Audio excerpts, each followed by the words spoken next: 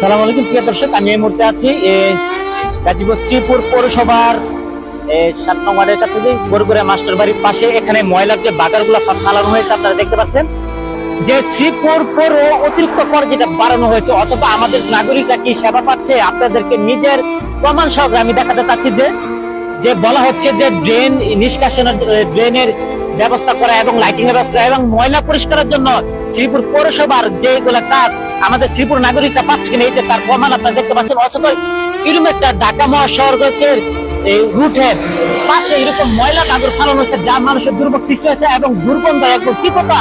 মানুষ এখানে আসলে তার মনের যে বাসনা সেটা মানুষের ব্যক্তিতে একেবারে হয়তো আপনাদের সামনে যে তীব্র ময়লা ফালানো হচ্ছে সেটা একেবারে দুর্গন্ধ। এবং আমি শ্রীপুর পৌর প্রশাসক যিনি আছে ব্যারিস্টার সজীব আহমেদ উদার পাবেন যে আমরা যে ট্যাক্স দিচ্ছি এটা কি আসলে এমনিতে দিচ্ছে না, কোনো কাজে কর্ম হচ্ছে, যে এই যে ময়লা ফালানো হচ্ছে এবং এটা খুবই নোংরা এবং মানুষের অসুস্থ করে, স্বাস্থ্যের জন্য খুবই ক্ষতিকর। একটা মানুষ এখানে কিছুক্ষণ থাকে অসুস্থ হয়ে যেতে পারে।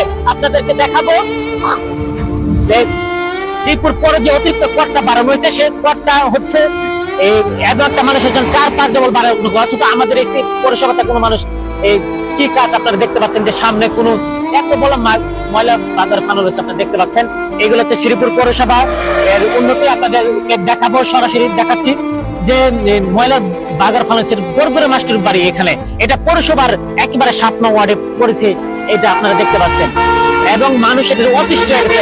আমরা এটার তীব্র নিন্দা করার জন্য এবং আমি কৃতজ্ঞতার কাজগুলো আহ্বান জানাই এটা এই জায়গা থেকে সরিয়ে কোনো একটা নির্জন জায়গায় ফালানো হয় এবং নিরাপদ জায়গায়, এবং এটার উপর অন্তত পক্ষে ভালো তারা বরেট করে দিলে অন্তত সাধারণ মানুষ এখানে দুর্গন্ধ মুক্ত থাকতে পারবে।